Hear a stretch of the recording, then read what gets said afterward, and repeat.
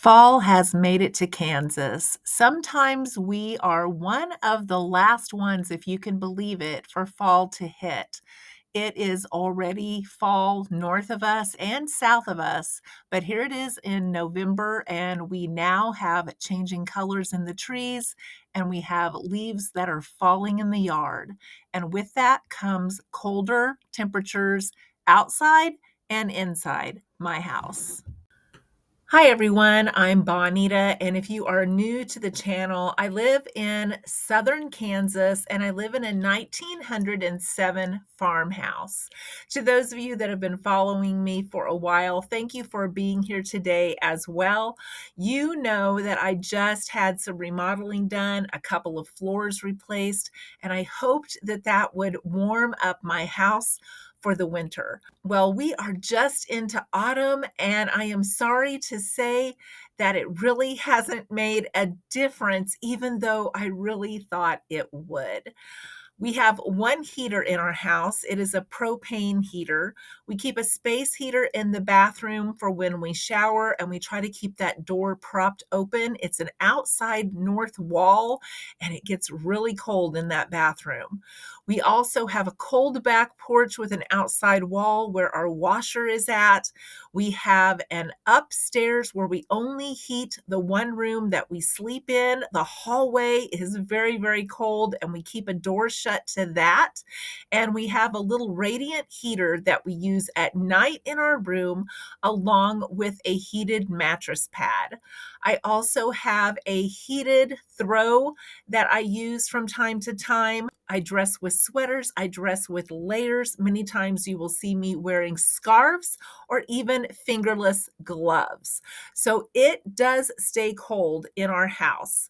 Today we have a sunbeam, and I'm so thankful for that. And I usually stay in the room where there is the sunbeam because it is the warmest during the day. And I'm not the only one who loves a good sunbeam. The cats hang out in here with me as well, and they stay in the sunlight.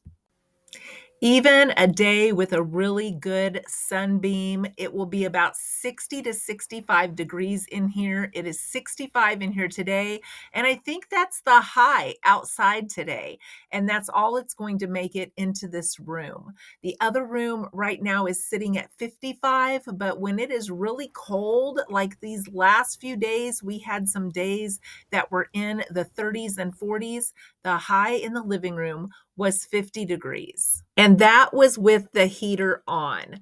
We didn't have the heater turned up full blast. All it will do is basically heat the room that I showed you in the beginning that it's in the living room. It doesn't really get to the other rooms. We would need some type of a blower fan, and there isn't enough electrical outlets in this house to plug in a blower fan where the heater is at for the propane. So there are lots of different little things like that that go on in old farmhouses. Maybe you have your gas lines in one place and your electrical outlets in another place, and I'm sure that that was done for safety back in the day when electricity was installed. We had a large area rug that we had in the living room to try to help keep our feet warmer before the carpet was just recently put in. And we moved that large area rug into the kitchen because it has a cement floor, which is extremely cold, to try to help keep the house a bit warmer. This definitely would not be a house where you could run around in your socks or run around in shorts in the wintertime and still feel cozy just sitting under a blanket. We stay fully dressed. We always have on house slippers or shoes and socks to make sure that our feet are as warm as they possibly can be. I tend to get cold feet anyway. I have circulation problems. I also tend to get really cold hands, and my nose will get like an iceberg. So I do a lot of things to try to stay warm in my farmhouse. I love my farmhouse. Don't get me wrong. I would not trade it for anything, but I do not like Kansas winters. I don't like winter in general. I don't like being cold because I tend to get cold and stay cold very easily. So I do a lot of things around here to try to stay warm, including cooking things and running the oven. During the winter, we have a propane cook stove. I also will use the turkey roaster, which will put off heat. I will use the crock pot. I will wash dishes in hot water with my hands because I hand wash everything. And I will get a hot beverage from time to time to warm myself from the inside out. This is why you will see me doing a lot of decluttering and things that I can do during the summer and the spring and the fall when the temperature is good. Our upstairs area, that is the storage area, because this house only has one closet under the stairs in one room. That upstairs gets very cold and we don't heat it. So I can't really work up there during the winter time. It is too cold. So everything that is in that storage area, it just has to stay there until the upstairs warms up enough that I can do anything in that room. The two bedrooms that we have downstairs, we keep them closed off unless we have company to try to keep the house as warm as possible. And when we have guests, we have space heaters that can be ran in the back bedroom for that person, and the front bedroom, we will leave the door open and turn on a fan that is just a box fan to try to circulate the heat into that room. That room has no electrical outlets whatsoever. So we do have an overhead light in there, but if someone wants to charge their phone, they have to run an extension cord into that room while they're staying with us. So I have a lot of different people that watch this channel. I may have some of you that say, I live in a house that is hard to heat just like you, or I can't afford to turn the heat up high, so we live very similar to you. Or I grew up in a house that is very much like that one. Or I may have some people that say, I wouldn't live like that. I am not going to be cold, and I am not going to live in a house that doesn't have central heat and air. But a lot of people out here in this area do not have central heat and air. This is very common. In fact, when I grew up, we only had a small little propane stove that was for the living room. Our bedrooms were not heated. We did not have space heaters, and mom would pile so many blankets on me, I couldn't roll over because they were so heavy and I was so small. It was so cold, you could see your breath in my room. And some of you even grew up where the snow would blow in through the windows, and that's the way it was in our back bedroom.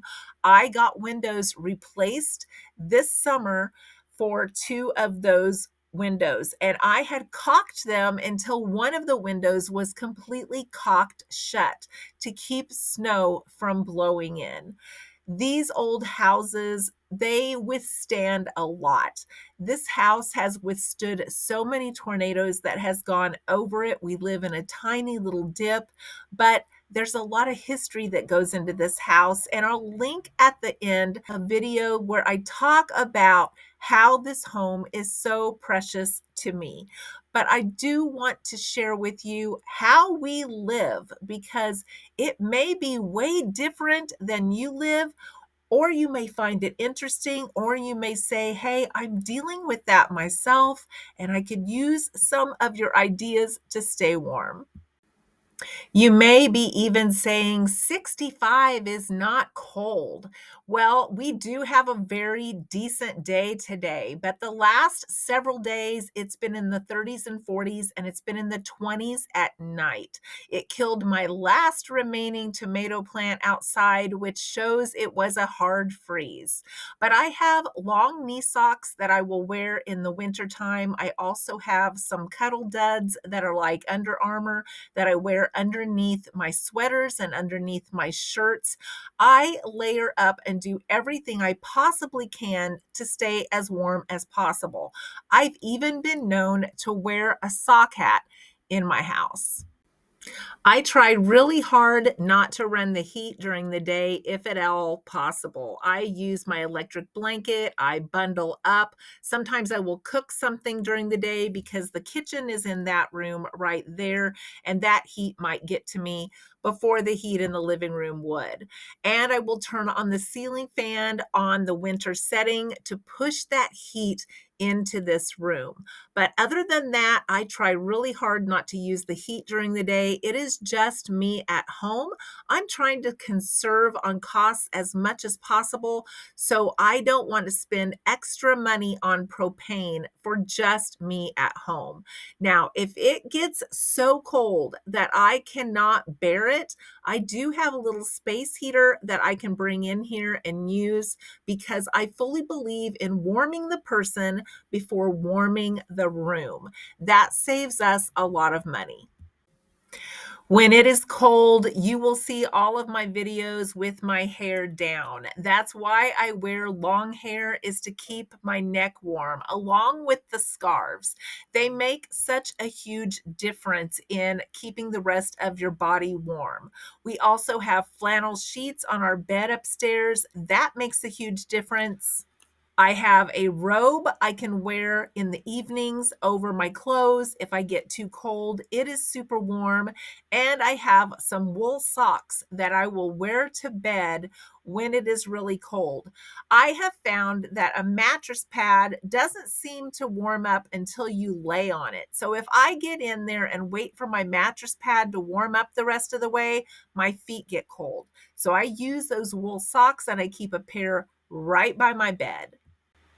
So now it is your turn. I am curious. Have you ever lived in a house that was hard to heat, or it was too expensive to heat, so you had to do some of these things? Or were there some things that you did instead that I could learn and benefit from? Also, did you grow up in a house that was cold like this? Many of us did, and I've heard from some of you before that grew up with the ice on the inside of the windows when it got cold outside. Our living room was like that just last year. And that's why we got 5 new windows this summer. I replaced the worst windows. So hopefully it will be a little bit warmer this year. I hope you've enjoyed this video. Thank you for listening today, and I hope you will join me in the next one. Please give me a thumbs up if you could. Thanks again.